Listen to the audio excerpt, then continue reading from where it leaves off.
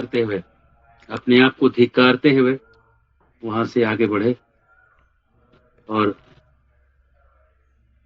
वहां जब पहुंचे तो तीर्थराज समुद्र में विधिवत स्नान किए। वो जो तीर्थराज है, तीर्थों का राजा है कहलाता है वो, क्योंकि सारे नदियां सब जो है, सब नदियां समुद्र में जाके मिलती है। ऐसे तीर्थराज प्रयाग को कहते हैं। लेकिन भगवान का जो धाम है, भगवान के जो धाम के जो तीर्थ हैं, वो तीर्थराज प्रयाग के अधिकार क्षेत्र में नहीं आते। वृंदावन, मायापुर, जगन्नाथपुरी के जो तीर्थ हैं, वो प्रयागराज के ज्यूरिडिक्शन में नहीं आते हैं, उनके पावर के कंट्रोल के अंदर में नहीं आते।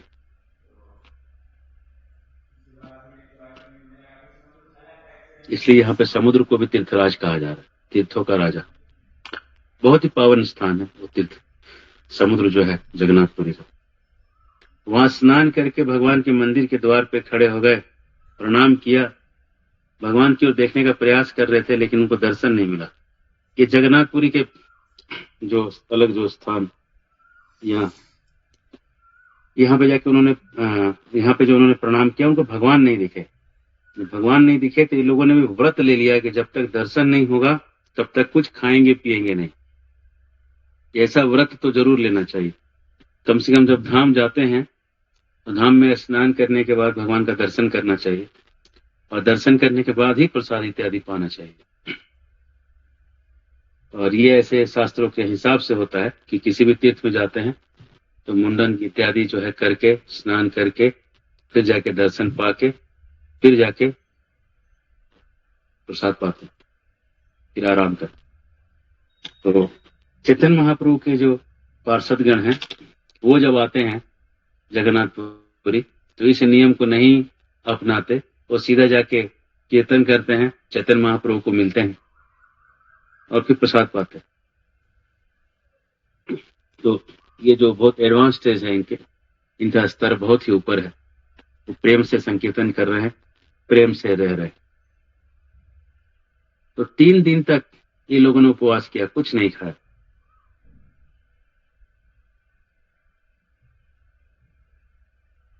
जब तीसरे रात को उन्होंने एक बस उनको ज्योति दिखा, उसके बाद फिर उन्होंने 3 दिन तक उपवास किया। 7वें दिन, मतलब 3 दिन और 3 3 6, और 7वें दिन जो है उनको भगवान की सुंदर प्रतिमा का दर्शन हुआ, और उन्होंने देवताओं का स्तुति सुना। वहां पे देवता लोग स्तुति कर रहे हैं, और उनके अंदर दिव्य ज्ञान भी आ गया, और उनके पाप कट गए, और देवों के देव का साक्षात दर्शन हो गया। आप देखेंगे कि 7 दिन में भागवत सुनने का भी प्रभाव है कि लोग भगवत धाम चले जाते हैं। 9 दिन अयोध्या रामायण का श्रवण का प्रभाव है कि लोग वैकुंठ चले जाते हैं। तो सोचिएगा कि इतना बड़ा प्रभाव कैसे होता है। तो देखिए, जब हम लगातार किसी चीज को करते रहते हैं ना, और बीच में कोई गैप नहीं देते हैं, तो हम भक्त बन जाते हैं। जैसे अगर आप 1 माला करते हैं, 2 माला करते हैं, और लेकिन जब आप 16 माला करने लगते हैं तो आपको फर्क दिखने लगता है कि 16 माला करना एकदम अलग है ना। और जो लोग 16 माला करते हैं, वो अगर 32 माला करने लगे तो उनको दिखता है कि नहीं नहीं, ये तो अलग है, चेतना एकदम अलग हो जाती है 32 करने से। 32 माला वाले कभी कभी 50 60 64 माला करने लगते हैं, तो फिर लोग कहते हैं, उसको जो करता है उसको अनुभव होने लगता है कि एकदम चेतना, एकदम गैप ही नहीं मिल रहा है। अब आप 64 माला करिएगा, आपको गैप कहाँ है? मैंने आप अपनी चीजों को करिएगा, माला पकड़िएगा, उन्हें भागम भाग करके किसी तरह आप 64 माला अगर करिएगा, कहाँ से आपको और कुछ चीज करने के लिए समय मिलेगा, है ना। तो भगवान का मतलब आप उठते जागते सोते आपका यही टेंशन है कि अब भगवान, अब मेरा माला तो नहीं बच गया, मेरा माला तो नहीं बच गया। वैसे ही अगर भागवत 7 दिन तक पढ़ते हैं, वो एक मोमेंटम क्रिएट हो जाता है। 7 दिन में भागवत खत्म करना है, ये सुर लेके जगह बैठ के पढ़ने के लिए पढ़ते गए 8 9 घंटा रोज पढ़ रहे हैं। 7 दिन में पूरा भागवत पढ़ के ऐसा लगेगा कि एकदम दिव्य चेतना हो गई, एकदम मैं अलग ही स्तर पे आ चुका। तो ये इसलिए 7 दिन, वैसे देखिए 3 दिन 6 दिन, और 6 दिन के बाद और उपवास भी कर रहे हैं। इतना उपवास करके अगर आप भागवत करेंगे बिना कुछ खाए पिए, जब परीक्षित महाराज भागवत सुन रहे थे 7 दिन तक उपवास किया था उन्होंने। उपवास करने का मतलब ये नहीं कि जानबूझ के खाना नहीं खाया। उपवास करने का मतलब है कि उनको इतना इंपॉर्टेंट लग रहा था ये चीज, कि भागवत का जो संदेश इतना इंपॉर्टेंट है कि मुझे इसको फोकस में रखना है, इसको फोकस से नहीं हटने देना है। 7 दिन तक, 7 रात तक बिना बिना पानी पिए, बिना खाए वो लगातार भागवत सुनते रहे।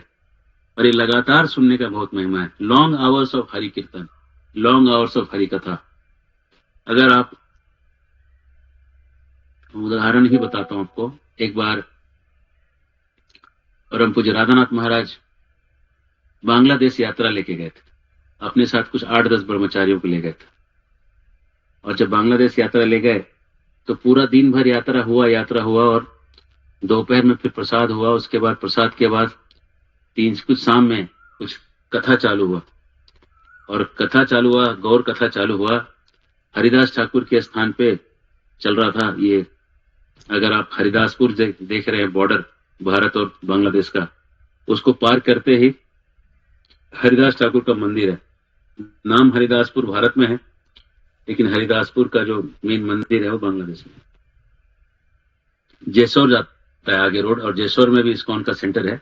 करीब 10 साल पहले मैं वहां गया था, 3 दिन वहां पे ब्रह्मचारी कैंप किया था जेसौर में।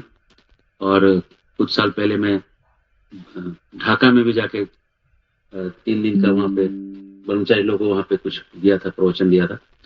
तो मैं कह रहा था कि हरिदासपुर में जब महाराज जी वहां कथा कर रहे थे, शाम से कथा चलती रही, और 9, 10, 11, 12 बजे रात के बाद तक कथा चलती रही।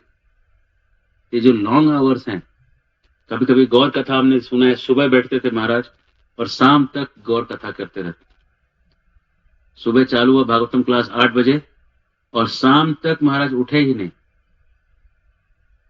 कुछ भी नहीं, उठे ही नहीं अपनी जगह से, बस प्रवचन करते ही रहे, बोलते ही रहे।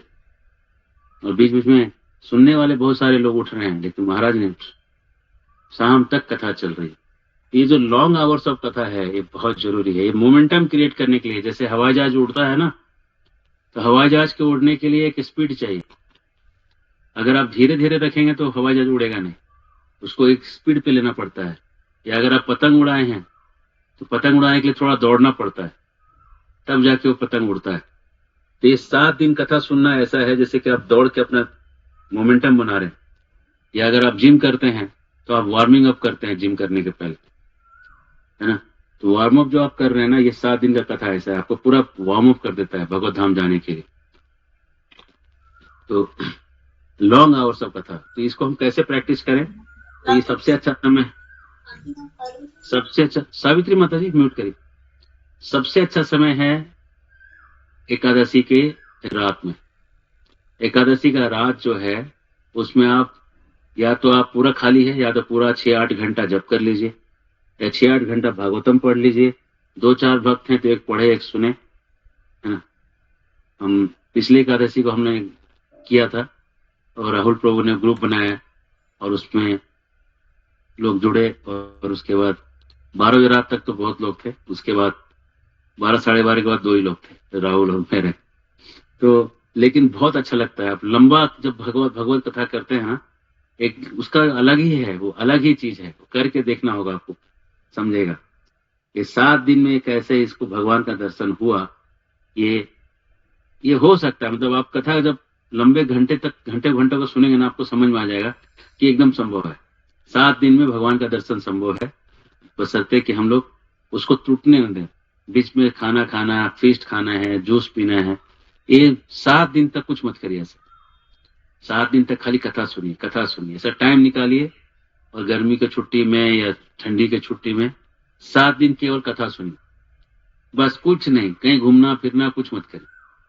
खाने के लिए फल खरीद लीजिए, पहले ही फल खरीद के रख लीजिए, भोग भी लगा के रख लीजिए। कुछ नहीं करना, खाली दिन सुबह उठिए, स्नान करके बैठ जाइए, सुबह से लेकर शाम तक कथा करिए। फिर भगवान का चिंतन करते हुए सो जाइए, फिर सुबह उठिए, फिर दिन भर कथा सुनी, फिर चिंतन।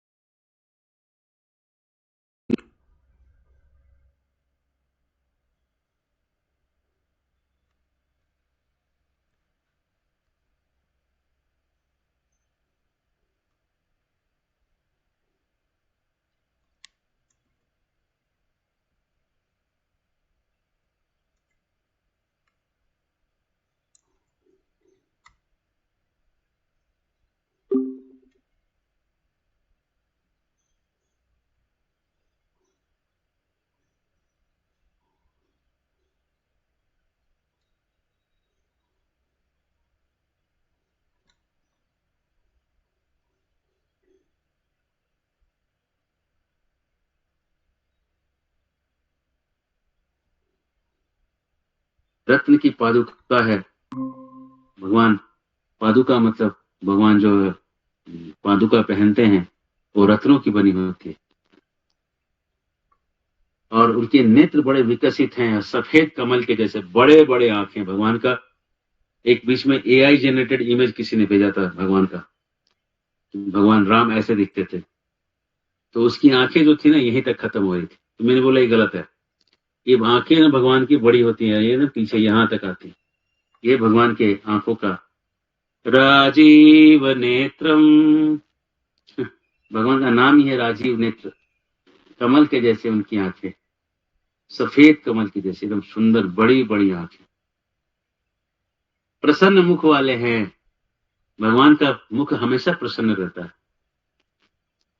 दुनिया में चाहे कितना भी विरोधास्पद चीजें होती रहे, दुनिया में कोई कह दे कि भगवान कृष्ण भगवान नहीं है, तो भगवान जो है उदास नहीं होते कि किसी ने मुझे कह दिया मैं भगवान नहीं, तो आज मैं जो है रूठ गया। भगवान कभी रूठते नहीं ऐसे, भगवान का चेहरा हमेशा प्रसन्न रहता है। उनकी बाईं ओर लक्ष्मी जी आसीन हैं, जो बाएं हाथ से उनको स्पर्श किए हैं, और लक्ष्मी द्वारा दिया हुआ तांबुल का बीड़ा उन्होंने ग्रहण किया है। तो तांबुल का मतलब पान होता है। जगन्नाथपुरी में जगन्नाथ जी को पान चढ़ाया जाता है। भक्त लोग पान नहीं खाते हैं, क्योंकि हम वो करते हैं जो चैतन्य महाप्रभु ने हमें बताया। चैतन्य महाप्रभु के अनुयायी होने के कारण कुछ चीजें जो जगन्नाथपुरी में चल जाती हैं वो हम लोग नहीं करते हैं। जैसे एकादशी को वहां पे आएगा आगे, एकादशी को वहां पे जगन्नाथ जी ने एकादशी देवी को उल्टा कर दिया था, तो एकादशी का भी वहां पे चावल जलता है और लोग चावल खाते हैं।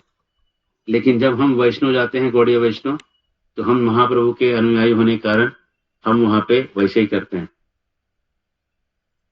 अब थोड़ा सा आपको रस तत्व में प्रवेश करा के निकालना पड़ेगा। ऐसा है कि जगन्नाथ जो हैं वो कृष्ण हैं, जो कि वृंदावन से विरह का अनुभव कर रहे हैं। तो इसको हम लोग कहते हैं कृष्ण, जो कृष्ण का विरह, वृंदावन मतलब कृष्ण ही है। कृष्ण जिसको कृष्ण का विरह हो गया है वो जगन्नाथ है। और चैतन्य महाप्रभु वो राधा रानी के भाव में है, तो राधा रानी है जो कृष्ण के विरह में, ठीक है। तो ये दोनों भाव में जगन्नाथपुरी में दोनों महाप्रभु और जगन्नाथ महाप्रभु दोनों स्थित हैं। तो ये इस रस को समझने की आवश्यकता है कि कैसे दोनों के अंदर एक रस का जो फर्क है।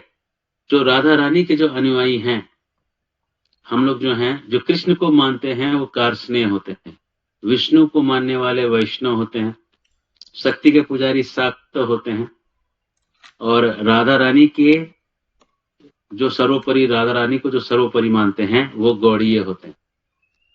तो हमारी परंपरा के अनुसार अगर कृष्ण कहेंगे इधर आओ और वहां राधा जी नहीं है तो हम लोग नहीं जाते, और अगर राधा रानी कृष्ण के साथ हैं और कृष्ण ने नहीं भी बुलाया तो हम जाएंगे, क्योंकि वहां पे सेवा है, सेवा करने का मौका है।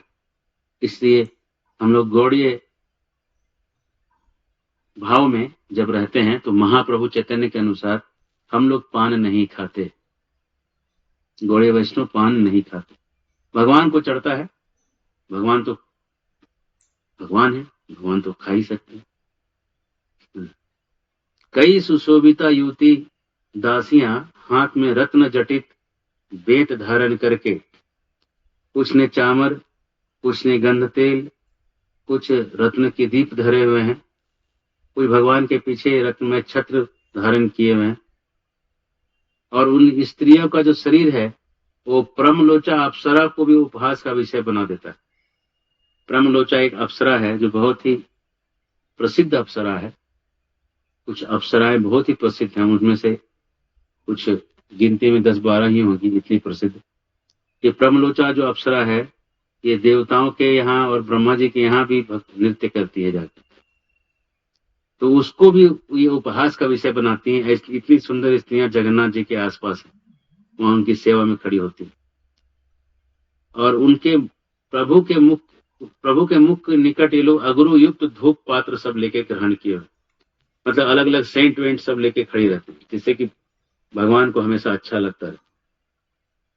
और प्रभु के सामने देवता, सिद्ध, सनक, सनातन, सनकादि दिव्य मुनि लोग हाथ जोड़ के स्तवन करते रहते हैं। नारद मुनि बैठ के गंधर्वों के साथ मनोहर संगीत गाते हैं और भगवान उस संगीत का श्रवण के लिए सुन के उन पर अनुकंपा करते हैं। अब ये जो गंधर्व लोग जो गाते हैं वो उनका जो गान होता है वो हमारे से बहुत लंबा गाते हैं।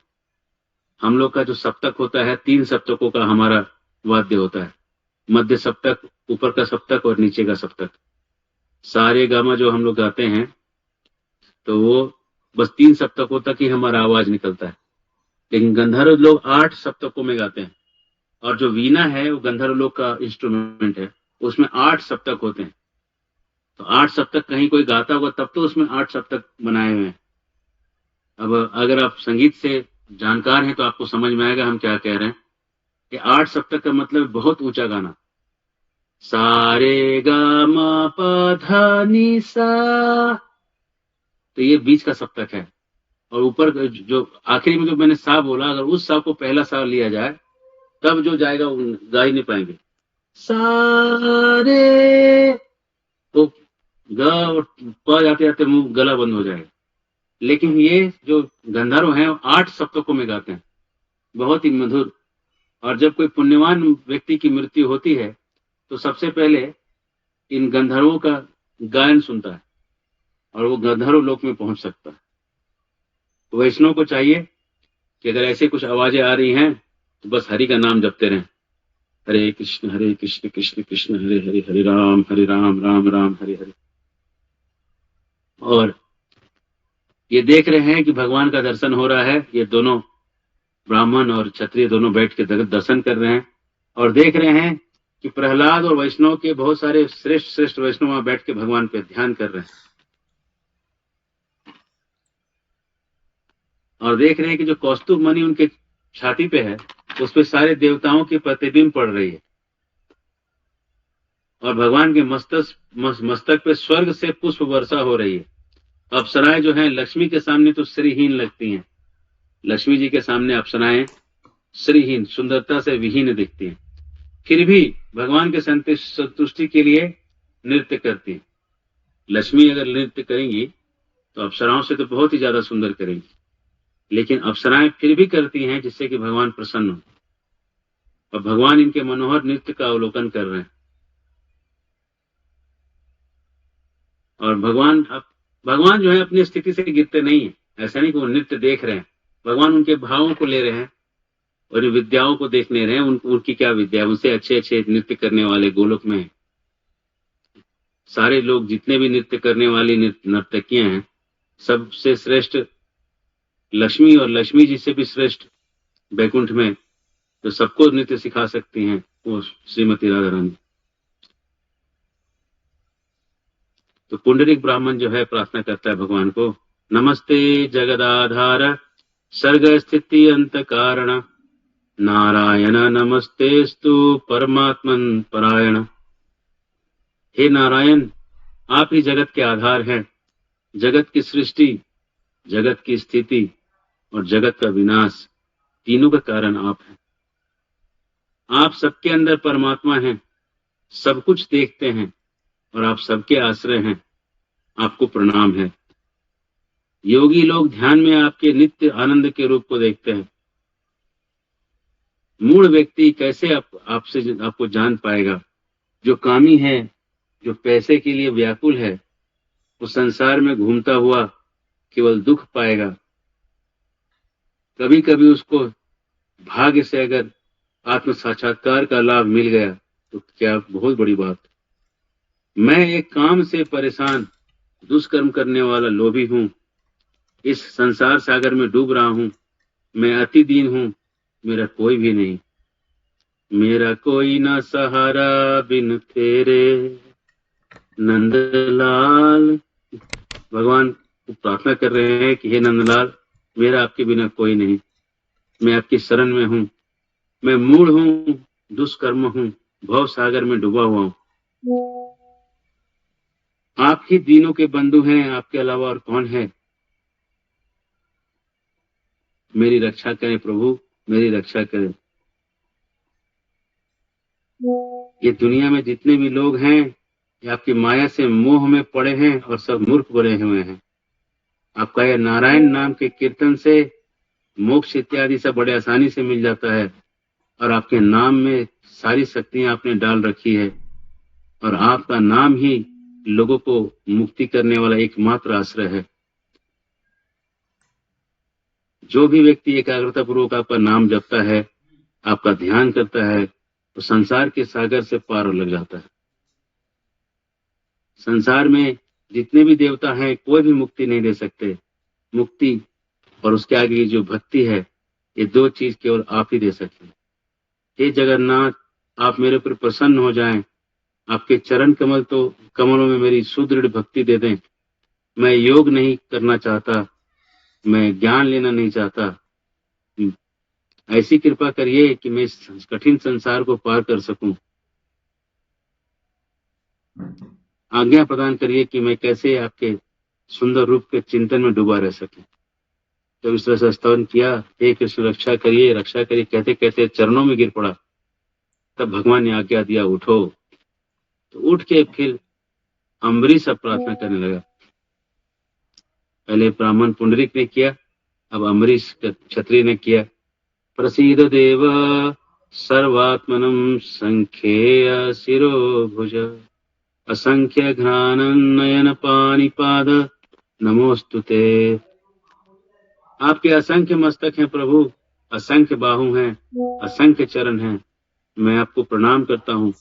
आपकी नासिकाएं अनंत, नेत्र अनंत और हाथ अनंत हैं। मैं आपको प्रणाम करता हूँ। हे विश्वमूर्ति, आप विश्व के सारे तत्वों से अतीत हैं।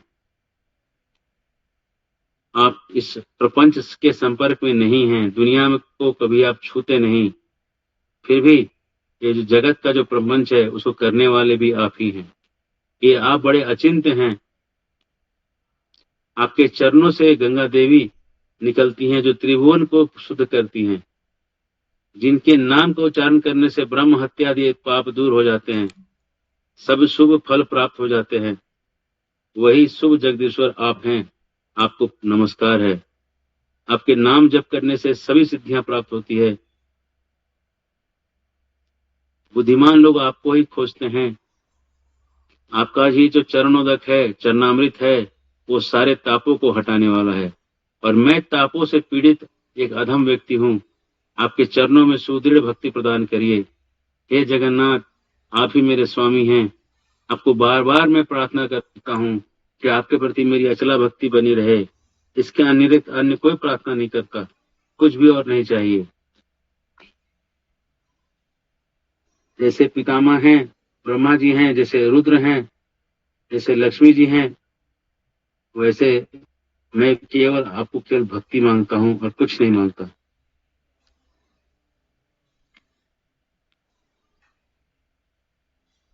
इस तरह से जब प्रार्थना करने लगे अम्बरीश भी जगन्नाथ के चरणों पे गिर गया और बार बार कहने लगा, प्रसन्न हो जाइए प्रभु, प्रसन्न हो जाइए। तभी भगवान का दर्शन होना चालू हो गया और फिर देखा कि देवता लोग भगवान की प्रार्थना करके सब लोग देवलोक चले गए और पुंडरीक और अम्बरीश ने भी नेत्र खोला और विष्णु की माया से मोहित होकर सपने के दृष्टि के समान लीला को देखने लगे और देखने लगे कि कैसे भगवान दिव्य सिंहासन में हैं, कैसा उनका दिव्य रूप है, गले में मनोहर हार है, सारी चीज देखने लगे। लक्ष्मी जी कैसे उनके बाएं साइड में उनके साथ हैं, ये सब देखा। और अनंत शेष कैसे कैलाश के समान ऊंचे मणिक कुंडलधारी धवल मूर्ति सफेद रंग के हैं, विचित्र बनमाला पहने हुए हैं, ये सब देखा। और देवी सुभद्रा कैसे दिव्य वेशभूषा पहन के मनोहर को हाथ में कमल लेके बैठी हुई हैं, ये भी देखा। और फिर पुंडरीक और अम्बरीश ने सुदर्शन चक्र का भी दर्शन किया।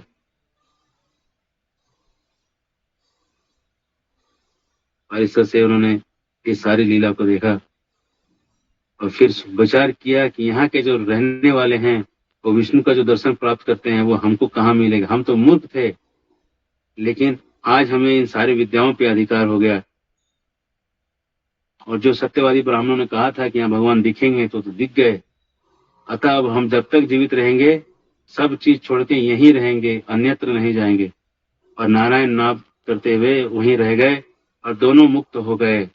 इस तरह से जैमिनी ऋषि कहते हैं, यह मैंने पुंडरीक और अम्बरीश का गोपनीय प्रसंग कहा। जो इस उपाख्यान का श्रवण करेगा वो परम आनंद पूर्वक इसका कीर्तन करेगा, वो पाप मुक्त होकर विष्णु लोक गमन करेगा। 5वां अध्याय समाप्त। हरे कृष्णा कृष्णा कृष्णा हरे हरे, हरे राम राम राम हरे हरे। तो किन्हीं का कोई प्रश्न है आप कह सकते हैं, पूछ सकते हैं। कल से हम छठा अध्याय देखेंगे। हाँ, बबीता माता। हरे कृष्ण प्रभु जी। हरे कृष्ण। ये हरिदासपुर जो बंगाल वाले बोल रहे हैं, यहाँ पे मतलब कृष्ण जी का यहाँ पे ये है। आज से 500 साल पहले, ये कथा हमने बताई नहीं है। 500 साल पहले एक बहुत बड़े भक्त आए थे जो मुसलमान परिवार में थे। उनका नाम था हरिदास और दिन रात नाम जपते थे। 3 लाख नाम, मतलब समझ लीजिए कि हम लोग 16 माला जप करते हैं, अगर आप 58 माला जप करेंगे तो 1 लाख नाम होगा। 3 लाख नाम का मतलब 6×18 180 माला के आसपास आपको जपना होगा। करीब 192 तो हम लोग ऐसा गिनती करते हैं, वैसा नहीं है। 58 राउंड्स में 1 लाख हो जाता है, कैलकुलेट करना, ठीक है। 57.75 में हो जाता है इनका। 58 इंटू 3 करेंगे, 6×18 में से 6 कम, 174 माला में जो है आपका 3 लाख नाम हो जाएगा। और वो 3 लाख नाम कम से कम करते थे, अधिक से अधिक नहीं। तो 192 के ऊपर 4 लाख भी करते होंगे, 5 लाख भी करते होंगे, है ना। क्योंकि जब ज्यादा माला करते हैं तो दो घंटा नहीं लगता उन लोग को जब करने, समय कम लगने लगता है। तो इतना नाम जब करते थे। तो वहां पे जब वो हरिदासपुर में थे तो वहां के जो लोकल एक जमींदार था जो बड़ा उनसे जलता था, तो उसने एक वेश्या को जाके बुलाया और वेश्या को कहा कि तुम जाके रात में इसके पास जाओ और फिर इसके बाद हम लोग इसको रंगे हाथ धर दबोचेंगे और इसका नाम खराब करेंगे। तो जो वेश्या थी वो आई, रात में आई और हरिदास ठाकुर को कहने लगी कि हम लोग, तुम युवक हो, चलो हम लोग अभी वन में जाके भोग करेंगे। हरिदास ठाकुर बोले कि मैं जरूर तुम्हारा प्रस्ताव स्वीकार करूंगा, लेकिन मेरा माला जपने का जो कुछ व्रत किए हैं, कितना माला जप करके हम उठेंगे यहाँ से, वो व्रत पूरा नहीं हुआ अभी तक।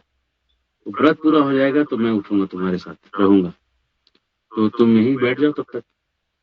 तो सोची कि ठीक है, थोड़ी देर बैठ जाएंगे, फिर उठेंगे, फिर हम जब कर लेगा फिर हम लोग जाएंगे। तो वैसे बैठ गई और पूरी रात जो है वो बैठी रही कि भाई अब माला खत्म होगा कि तब खत्म होगा। लेकिन हरे कृष्णा कृष्णा कृष्णा हरे हरे, हरे राम राम राम हरे हरे, हरे कृष्ण कृष्ण कृष्ण हरे हरे, हरे राम राम हरे हरे, हरे कृष्ण कृष्ण कृष्ण हरे हरे, हरे राम राम राम हरे हरे। और नाम खत्म ही नहीं हुआ, सुबह हो गया। वैसे बोले ठीक है मैं कल आती। फिर रात को आई तो बोले कि अरे मेरा नाम अभी तक भी खत्म नहीं हुआ, मैं कर ही रहा हूँ तक नाम ही नहीं, व्रत ही नहीं खत्म हुआ अभी तक। बैठो बैठो जल्दी खत्म हो जाएगा। बैठ गई। और दूसरी रात को जो है, पहली रात को तो बड़ी हड़बड़ाई हुई थी, वो भंगिमाएं कर रही थी, भाव भंगिमाएं। लेकिन दूसरी रात को बस बैठ गई, मतलब थोड़ा थोड़ा शांत हो गई। और शांत हो गई तो बैठ गई। और इसलिए वो बीच बीच में कहती थी हरे कृष्ण, थोड़ा मजाक करती थी कि कब इसका खत्म होगा ये। फिर दूसरी रात भी खत्म हो गया, सुबह हुआ तो हरिदास बोले कि अरे अरे मेरा अभी तक माला नहीं हुआ, लेकिन फिर से आओ, मैं अभी इस बार तो जरूर खत्म हो जाएगा। तो तीसरी रात को भी आई। और तीसरी रात को जब आई तब वो सुनने लगी। उसको पहली बार लगा कि सुनना चाहिए क्या बोला। और उसके कान से आवाज जाना चालू, हरे कृष्ण कृष्ण कृष्ण हरे हरे, हरे राम राम हरे हरे, हरे कृष्ण कृष्ण कृष्ण हरे हरे, हरे राम राम हरे हरे, हरे कृष्ण कृष्ण कृष्ण हरे हरे, हरे राम राम हरे हरे। जब वो नाम सुनने लगी तो उसके अंदर परिवर्तन होना चालू। और सुबह होते होते उसकी आंखों से आंसू आने लगा। और वो धरती पे लौट गई, माफी मांगने लगी, सारा कुछ क्या सुना है, किसने उसको भेजा है, कितना पैसा क्या दिया है। हरिदास ठाकुर बोले मुझे सब पता था, मैं तो तुम्हारे उद्धार के लिए 3 दिन रुक गया था, मैं तुम्हें तो चला ही गया। अब बोली कि मुझे क्या करना चाहिए। बोले तुम जाओ और अपना बाल जो है, इतना सुंदर बाल मत रखो, सेव कर लो, हेड सेव, बाल को शेविंग कर लो। और जो पैसा तुमने कमाया है वो सब जाके बांट आओ, कुछ भी मत रखो। और सादा कपड़ा पहन के यहाँ एक तुलसी जी को सेवा करो, यहीं बैठ के नाम स्मरण करो, भगवान तुम्हारी रक्षा करेंगे। तो वो चली गई और जाके अपना जीवन भर का कमाया हुआ सब पैसा जो उसने बांट दिया। और फिर सादा लिबास पहन के उस स्थान पे आ गई, बाल छिलवा लिया, वो बैठ के हरिनाम जपने लगी। 3 लाख नाम जप वो भी चालू कर दी। हरे कृष्ण कृष्ण कृष्ण हरे हरे, हरे राम राम राम हरे हरे। उन्होंने भी वो कर दिया चालू।